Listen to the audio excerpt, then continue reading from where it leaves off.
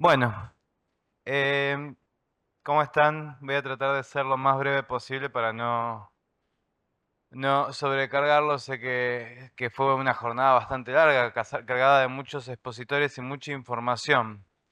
Yo trabajo en el Hospital Santoyani, en Capital, pero también trabajo en el Sanatorio Méndez y coordino un grupo de inteligencia artificial en mi sociedad científica donde tratamos de ponernos al día con respecto a estas temáticas. Em, ¿Pudiste?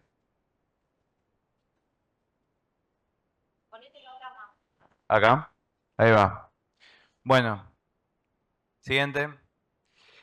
Ya hablamos un poco de lo que es el tema de los modelos de inteligencia artificial. A modo de introducción, nosotros como médicos que trabajamos principalmente en lo que es el consultorio, nos encontramos con varias dificultades al momento de tratar todo lo que es administrativo de nuestra actividad. A veces, entre los papeleos, el tema de la carga de laboratorios, carga de estudios complementarios y otras cosas que hacemos en la consulta, perdemos el foco del paciente, perdemos el trato con el paciente. Hay muchas de estas actividades que suceden dentro de la consulta que podrían ser eliminadas o podrían ser corridas de costado y atendidas por un asistente. Y de esa forma nosotros podríamos centrarnos en el trato con el paciente que a veces, con todas estas cargas, queda de costado. Siguiente. Ya esto lo recontra hablaron, simplemente aportarles que lo que nosotros más nos centramos dentro de todas las inteligencias son los lenguajes, los modelos de lenguaje de gran escala. Son modelos que son multimodales y que pueden utilizar diferentes enfoques, no solamente lo que es imagen, sonido. Uno puede dictar dentro de la consulta mientras habla con el paciente y eso es algo útil. ¿Cómo? Ah, uno puede dictar dentro de lo que es la consulta y puede hablar mientras habla con el paciente, se pueden ir cargando datos dentro de esa asistencia. O puedes sacar fotos de los mismos estudios que tiene el paciente y eso puede irse recopilando dentro de la historia clínica. Siguiente. Dentro de estas revoluciones, es lo que vienen mencionando todos, nosotros estamos hoy en día en la sexta revolución de tecnología, ¿está bien? Todavía no nos recuperamos de todo lo que trajo la Internet y ahora la inteligencia artificial se suma como una nueva revolución. Eh, Siguiente.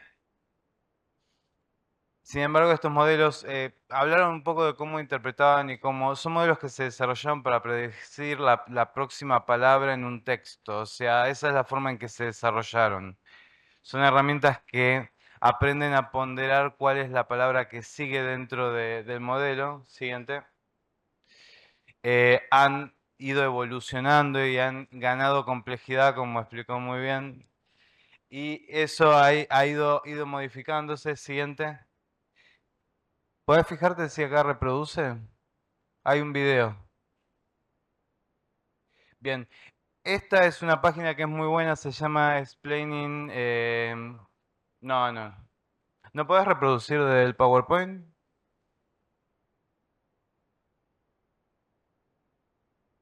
Genial.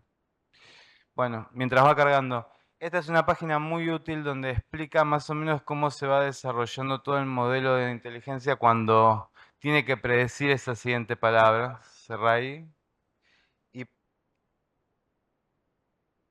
cerrá con la cruz. A ver. Oh, bien. Les voy contando un poquito. Uno puede a través de esta página ver y visualizar cómo funciona el sistema. ¿Dónde lo estamos ejecutando?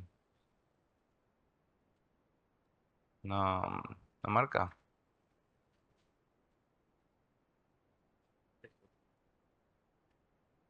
École.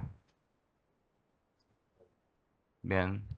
Bueno, dentro de lo que sucede en el modelo no es que es una caja negra, sino que uno va viendo diferentes algoritmos que se van generando. El modelo matemático se genera dentro del sistema Y después lo que sucede es que se va ponderando la próxima palabra en la oración que uno quiere desarrollar. De esa forma se fueron generando. Esto es lo que hablamos como inteligencia generativa con texto. Uno puede ir modificando la temperatura y modificando los pesos de lo que sucede y cuál es la palabra que va a predecir. De esa forma lo podemos ajustar para diferentes aplicaciones. Siguiente. Dentro de lo que es el modelo, se producen una serie de capas cruzadas donde se va interpretando y se va viendo eh, no solamente cuál es la palabra, sino se va haciendo un control dentro del propio sistema. Ahora sí, pásame el PowerPoint. Esa página está muy buena para jugar. De hecho, si después lo quieren entrar y verlo, les va a gustar porque es bastante visual y les permite entender cómo funcionan realmente por dentro. No es una caja negra. Siente. Hay diferentes inteligencias. Cuando hablamos de inteligencias de acceso libre, por lo general uno piensa a pensar que es de menor calidad que lo que sucede con ChatGPT o lo que sucede con otro tipo de modelos, por ejemplo, como Gemini o Claude. Sin embargo, cada vez más vemos que esta barrera se está reduciendo y hoy en día los modelos son más accesibles y más utilizables dentro de nuestro hardware, o sea, las computadoras que tenemos a nuestra disposición. Siguiente. Bien. Cuando lo utilizamos en medicina y en la consulta, surgen muchas dudas con respecto al tema de las respuestas que nos da. Si uno lo utiliza como consultor y le pregunta sobre cierto diagnóstico, muchas veces las respuestas no terminan de convencernos, no sabemos de dónde sacó la información. Pero es un modelo útil, es rápido, nos permite utilizarlo y si nosotros le pudiéramos dar la información que nosotros tenemos, podemos utilizarlo para tomar decisiones realmente que sean certeras dentro de la consulta. Entonces ya esta caja negra deja de serlo tanto. Siguiente.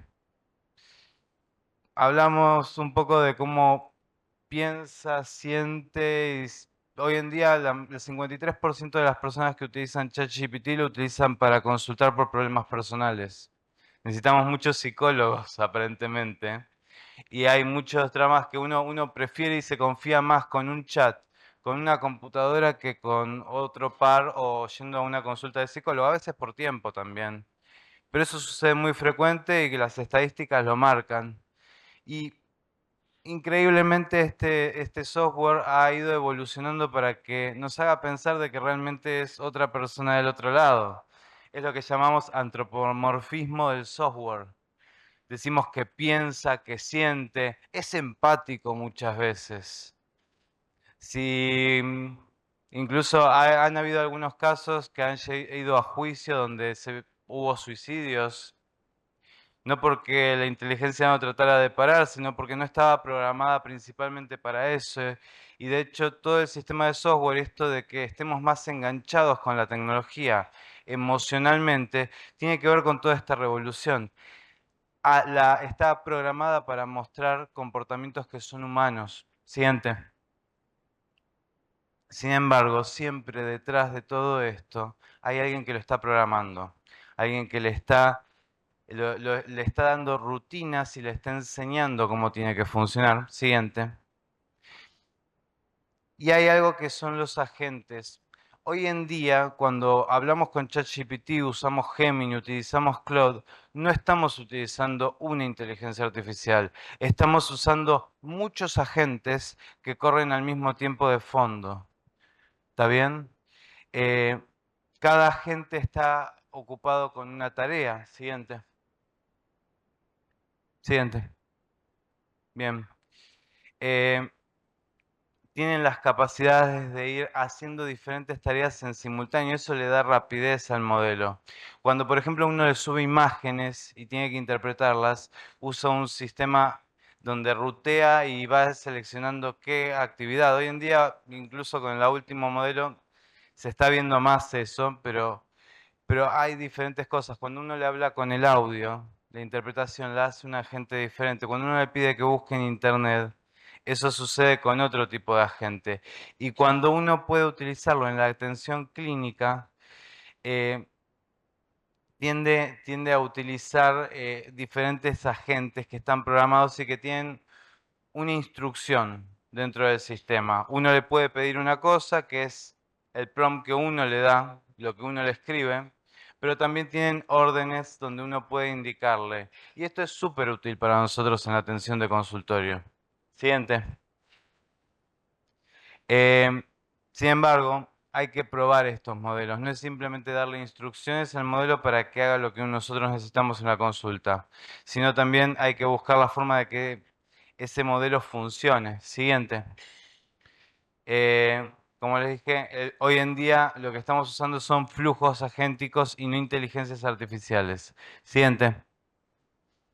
Eh, yo trabajo con Sigeos en Capital y también trabajo con Axónico y con uno de los sistemas de PAMI. Y hay muchas de las cosas, ya que la historia clínica es digital, que uno puede aprovechar como interacciones para hacer con estas inteligencias. Siguiente. Sin embargo, hay algo que tener en cuenta y que creo que es la problemática que a todos nos cae en la cabeza. Cuando uno escribe, no puede poner una historia clínica en ChatGPT o no puede colocarlo dentro de Gemini, porque sería poco ético, uno estaría dando los datos del paciente, ni siquiera los de uno. Entonces, ¿cómo hacemos para poder anonimizar esos datos? Hay softwares que trabajan en local dentro de la computadora que uno podría utilizarlos para poder anonimizar los datos. Este es uno de los que probé. Siguiente. La otra es utilizar una interacción del llama con LangChain. Vuelve una para atrás. Y de esa forma se anonimiza y se puede colocar dentro de una inteligencia artificial que está por fuera. ¿Es útil? Sí, no es práctico. Perdemos mucho tiempo. La otra forma, siguiente, es poder interactuar y colocar modelos de lenguaje de inteligencia libre dentro del mismo servidor, junto con la información del paciente, junto con todo lo que nosotros utilizamos. Siguiente. Este es un video, el uno. Bien. Esto es muy sencillo de montar. Si uno se las va rebuscando hoy en día, también lo que está pasando mucho es que hay algo que se llama vibe coding, uno empieza ya a programar ciertas cosas y tiene la capacidad de utilizar diferentes software, diferentes códigos e irlos haciendo interactuar como si fuera un programador, aunque no sepa ciertas cosas. Uno puede ir jugando con estas tecnologías y de hecho yo con esto, utilizando siempre software libre en un servidor, pude montar un modelo libre. Este es el modelo de ChatGPT que es de código libre. No es totalmente libre porque los pesos no están totalmente liberados, pero responde y se comporta similar a cómo funciona ChatGPT. ¿Cuál es la gran diferencia? Es que yo lo controlo desde mi servidor y controlo la propiedad de esos datos. Ponerlo a reproducir. Con un system prompt e indicándole cómo quiero que opere dentro del sistema, yo puedo utilizarlo junto con mi historia clínica. En este caso le estoy pegando la historia clínica y le estoy pidiendo que me genere la evolución del día. El modelo tiene la instrucción de que me tiene que dar cuál es el tratamiento, cuáles son los antecedentes del paciente. Es un modelo que por sí es pensante, pero como está moderadamente liberado, uno puede ver toda la cadena de pensamiento que hace y cómo se va desarrollando y irlo modificando. ¿Está bien? Uno no entrena estos modelos, uno lo que hace es darle instrucciones. De acuerdo a la instrucción, uno puede ir moldeando cómo va a responder, pero no lo estamos entrenando. Entrenarlo, como dijeron muy bien, cuesta mucho dinero. Bien, en este caso, bien, eh, esto lo utilizo más como un playground. Dentro de lo que es el servidor puedo utilizar diferentes modelos libres. Estoy probando mucho lo que es Gema, que también es un modelo de Google, que está hecho principalmente para lo que es historias clínicas, para también atención de pacientes, maneja lenguaje médico avanzado. eh, y dentro de todo, para la consulta es bastante rápido. Volveme a la presentación. Eh, Bien, siguiente.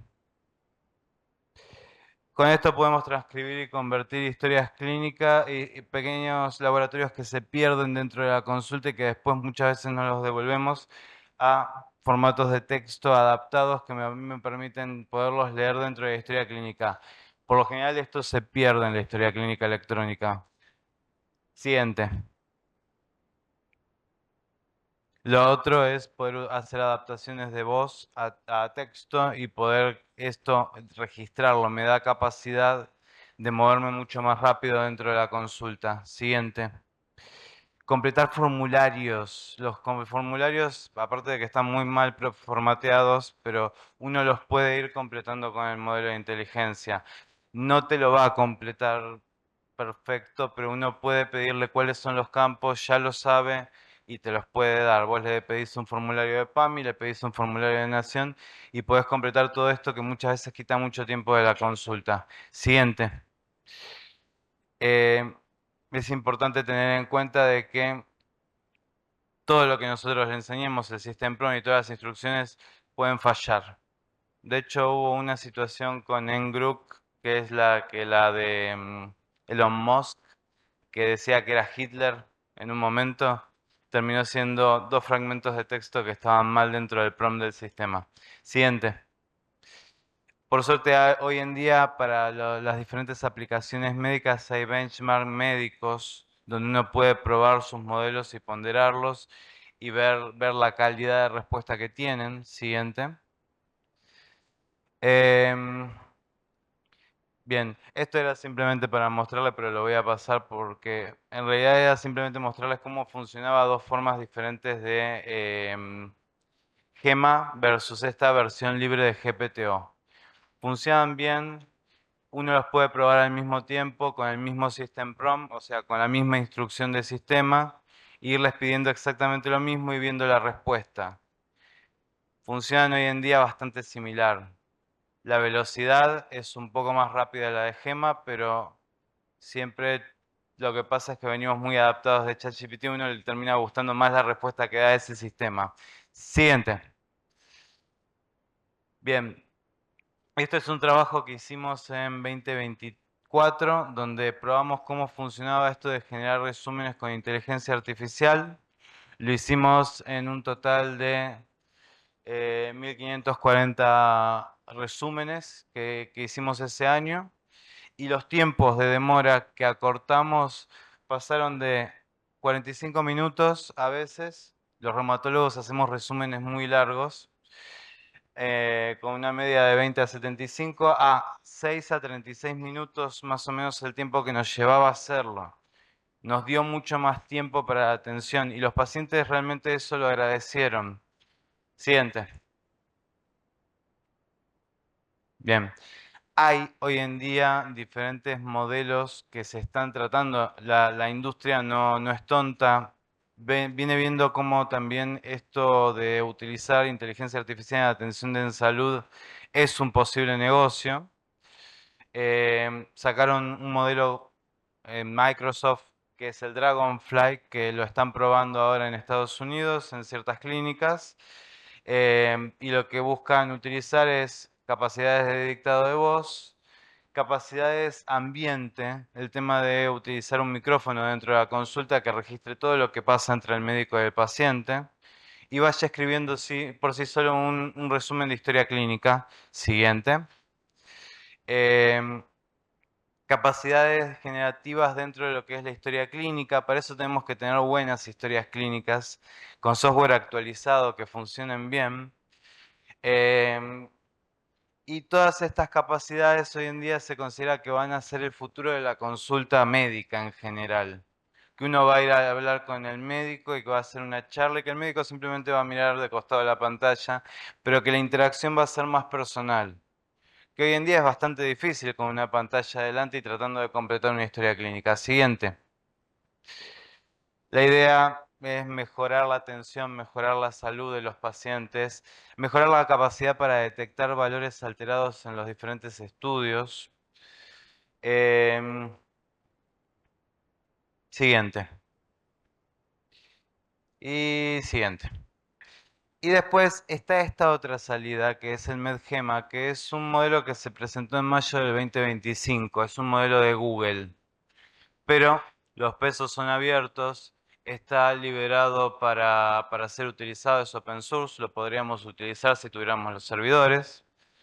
Y lo que es muy interesante es que maneja lenguaje médico, está entrenado para manejar lenguaje médico. Siguiente. Tiene diferentes capacidades. Este modelo se puede correr en una computadora moderada a alta con buenas capacidades. El de 27 parámetros también se puede manejar, es un poco más lento. Y nos da la capacidad de hacer diferentes interacciones. Siguiente. Dentro de lo que es la capacidad del modelo, cuando lo presentaron lo compararon con ChatGPT y con Gemini. La capacidad no y frente a otros modelos como es el Llama, por ejemplo, que es también es libre, y demostraron bastante buena capacidad para lo que eran tareas en medicina. Siguiente. Em, Hay una serie de videos donde se lo presenta utilizándolo como un sistema de triage, por ejemplo. Uno podría utilizarlo como un chatbot. En, en una consulta uno pide el turno al médico y le pueden poner el motivo de consulta y el mismo sistema va haciendo las preguntas clínicas. Y después eso se lo entrega al médico antes de la consulta. Entonces el médico simplemente tiene que leer la hoja de síntomas y ya eso ya existe allá en Estados Unidos, eso se usa bastante, pero en este caso sería todo automatizado. Siguiente. Bien. Em, Recién salió. Está más instaurado el tema del Dragonfly, que es un protocolo que es cerrado y ha tenido más recepción, pero estos modelos ya están accesibles al público. Hay que empezar a probarlos. Siguiente. Otra de las interacciones que hicimos con el tema de lo que es comunicación con el paciente, no solamente la consulta, es tratar de armar chatbot para los pacientes. Y esto va de la crítica de que hay varios estudios donde se probó cuán buena es la calidad de información que tiene ChatGPT o Gemini o Claude o cualquiera de los diferentes modelos. Y lo que se vio es que las respuestas en medicina, desde el lado del experto que sabe, que ha estudiado el tema, no es tan buena. ¿Está bien? Pero eso se puede mejorar. Tenemos que mejorar la capacidad del modelo y la fuente de información a la cual recurre cuando se le hace la pregunta. Es muy sencillo. Entonces nos planteamos con Fernando Sommerfleck armar dos chats para pacientes con espondiloartritis axial y psoriasis. Ahora estamos en lo que es el desarrollo de la base de datos. Eso es lo que se llama estrategia RAC.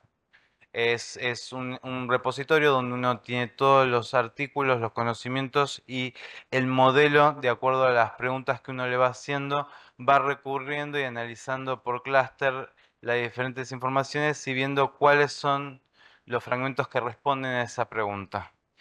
Para el modelo es mucho más fácil reconocer eso que si uno le mete 45 PDF dentro de un Google Drive y le dice búscalo.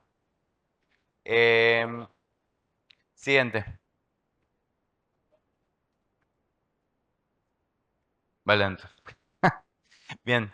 Em, Bien, esto es más o menos cómo va a funcionar el modelo. Todavía ya tenemos un prototipo funcionando y lo hemos probado en prototipo con algunos pacientes, pero todavía nos falta mejorar la capacidad de la base de conocimiento.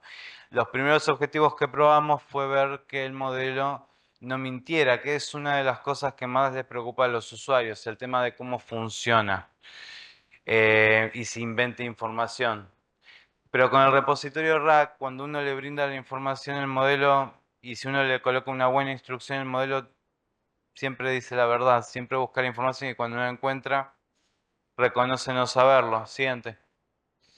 Este es el video 3. Ahí. Nunca canté, perdón. Bien.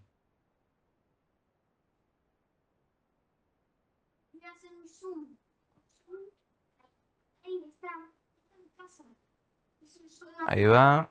Bien. Paralo un minutito. Bien, esto de acá se llama N8N. Es una plataforma de no code. Uno, sin codificar, sin escribir código, puede generar que el chatbot interactúe con diferentes herramientas. Utilizamos Telegram como base y el modelo utiliza un modelo de ChatGPT y utilizamos un repositorio de RAC. Si uno le hace una pregunta e interacciona, pone el play,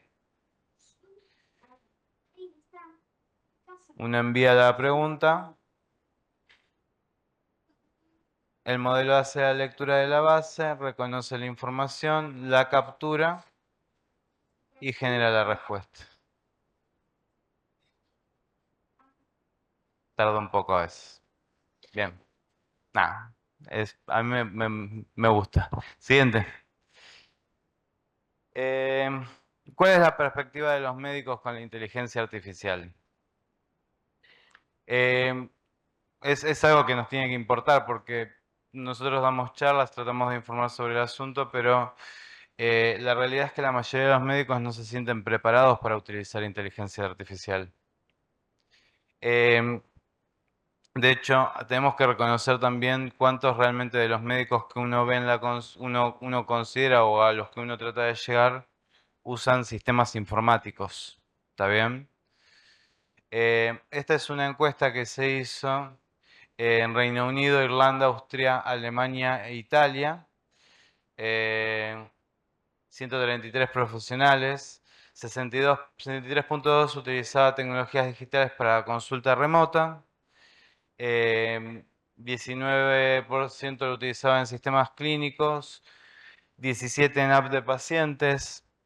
7.4 en wearables y solamente un 11% lo utilizaba para inteligencia artificial. Bien, cuando se les preguntó por las barreras, decían que había falta de disponibilidad, decían que había escasez de tiempos para el monitoreo, falta de recursos para entrenar a los pacientes, cuestiones de costo, problemas técnicos. Y cuando hablaban de inteligencia artificial, hablaban que habían dificultad para integrar con sistemas existentes, y eso es algo que es bastante general, falta de disponibilidad y preocupaciones por la seguridad de los datos. 16.9% se sentía muy confiado para implementar esta tecnología. Siguiente. Este es otro estudio que hicieron en Alemania, 172 reumatólogos, y lo que vieron es que de todos esos, un 73% nunca había utilizado inteligencia artificial. Em, Cuando se les preguntaba por la percepción, todos eran muy optimistas sobre para las utilidades. Se hablaba de diagnóstico, redacción de informes, análisis de datos, documentación, optimización del tiempo de consulta. Siguiente. Pero 88% reconoce que tenía bajo conocimiento o un conocimiento intermedio sobre el tema. Y en cuanto a la percepción del impacto que tenía la inteligencia, el 60% creía que mejoraría la atención de medicina, 62% creía que reduciría la carga de trabajo, 85% no creía que la inteligencia los vuelva redundantes, 53% no creía que afectara su relación con el médico, y cuando se les preguntaba sobre qué preferencia tenían sobre si creían un modelo más transparente o de mayor precisión, las opiniones eran divididas.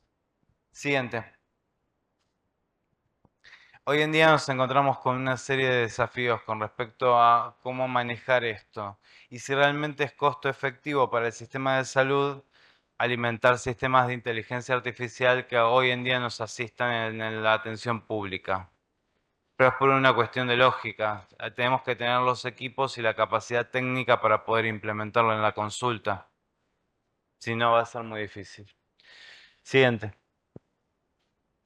Eh, Como conclusiones, ya está entre nosotros la inteligencia, hay que aprender a utilizarla, hay que capacitarse. No se trata de reemplazar, sino de ampliar la capacidad del médico en la atención. Y es un cambio para nosotros en lo que es la gestión y la atención en la consulta.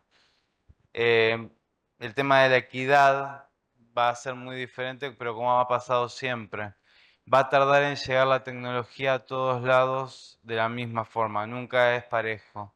Hay ciertas áreas donde va a costar más que penetren este tipo de tecnologías dentro del sistema de salud. Siguiente. Gracias.